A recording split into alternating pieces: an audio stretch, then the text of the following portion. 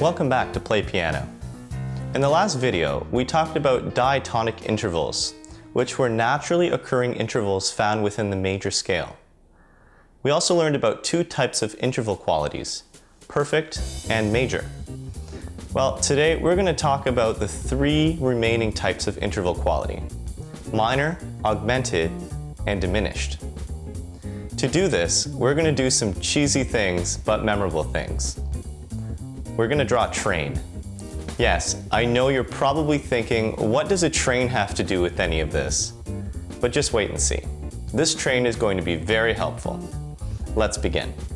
The first thing we're going to do is write out all the major scale diatonic intervals that we've encountered in order.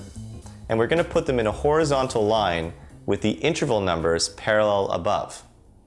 If we remember from our last video, we have the perfect unison, the major second, major third, perfect fourth, perfect fifth, major sixth, major seventh, and perfect octave. Excellent. Now for something new.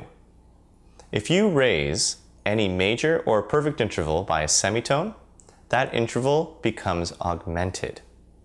In music, we signify augmented with the symbol X.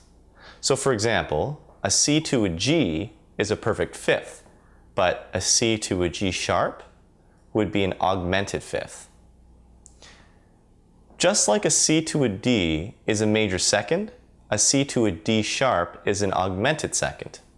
So let's take all of our major and perfect intervals and write an augmented symbol above. Now, if you lower a perfect interval by a semitone, it becomes diminished. In music, we signify diminished with the degree symbol, or a small o.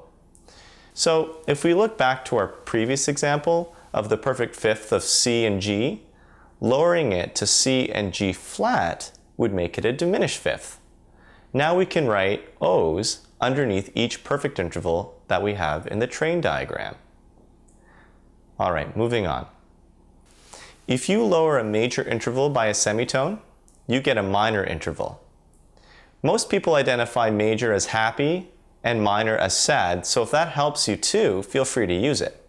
The minor interval is signified using the dash or the minus symbol, and sometimes a lowercase m.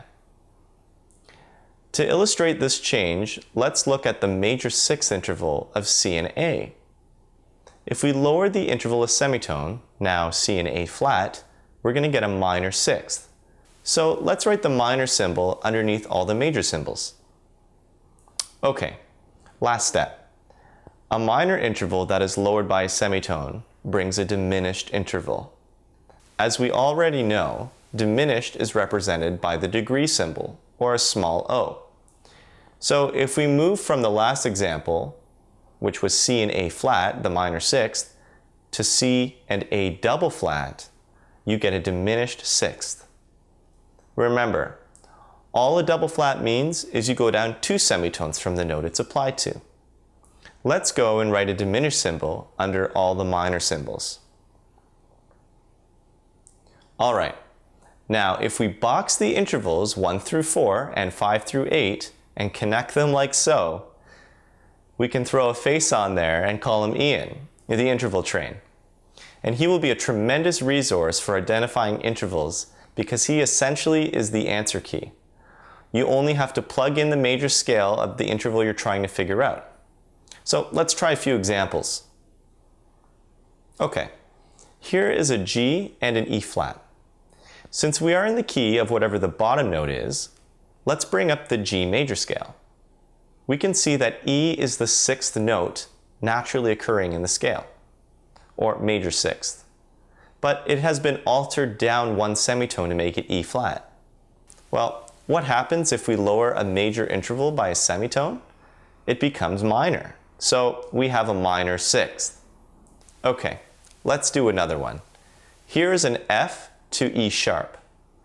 If we pull up the F major scale, we can see that E is the major seventh, meaning that it has been altered up one semitone to make it E sharp.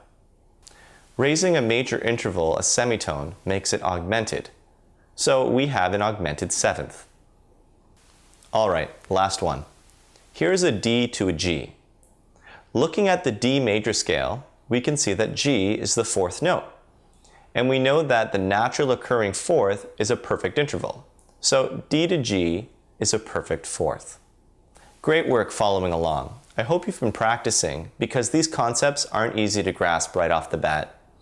You must always practice applying the concepts. Feel free to do so in the Play Piano theory book and in the activity provided below.